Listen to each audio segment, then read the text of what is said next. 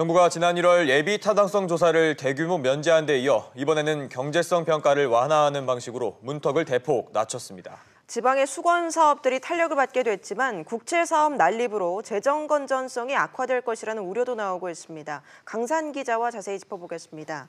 강 기자, 이 예타가 어떻게 바뀌는 건가요? 네, 기존에는 원래 경제성과 정책성, 지역 균형에 맞춰서 수도권과 비수도권이 같은 기준으로 적용을 했었거든요. 근데 이번에는 예타 평가 방식을 수도권과 비수도권으로 나눠서 이렇게 이원화를 하고 수도권은 지역균형 발전 비중을 낮추는 대신 비수도권은 지역균형 발전 비중을 높였습니다.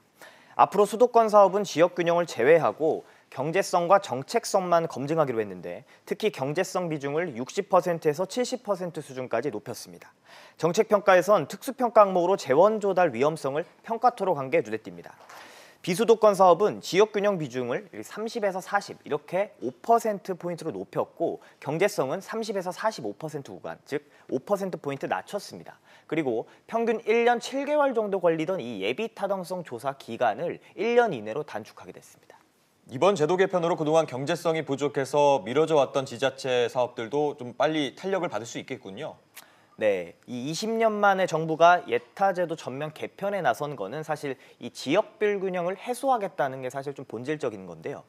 앞으로 비수도권은 경제성이 낮아도 소외된 지역일수록 가점이 커져서 이 사업 통과 가능성이 좀 높아지게 됐습니다.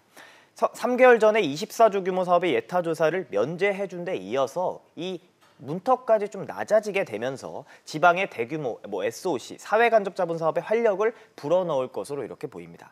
또 예타 고려 사항이 해당 지역에 맞게 바뀌는 만큼 현재 65% 정도인 통과율이 또 다소 높아질 것으로 보이는데요. 경제성이 기준에 다소 미치지 못했던 부산, 광주, 대전 등 이 지방 거점 도시 사업들의 예타 통과 상승률도 좀 높아질 것으로 보이고요.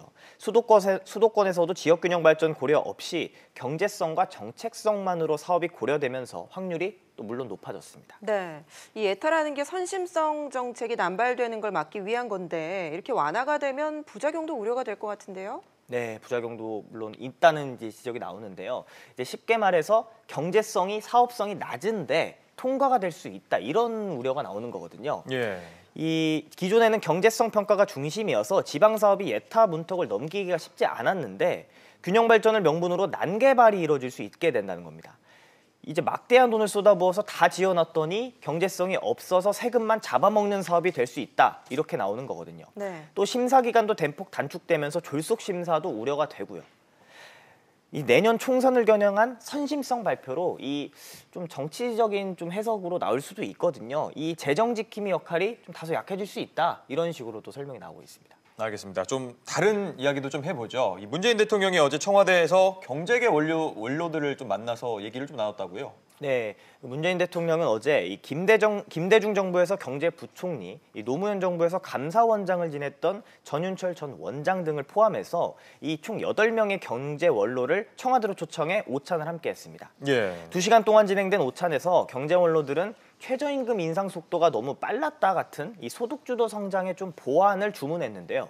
급격한 최저임금 인상과 무리한 주 52시간 정책 추진, 산발적인 규제 혁신 정책의 부작용을 언급하면서 정책 수립을 당부한 겁니다.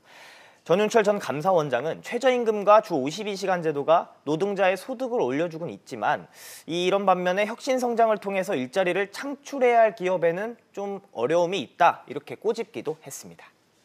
네, 강 기자 얘기 잘 들었습니다.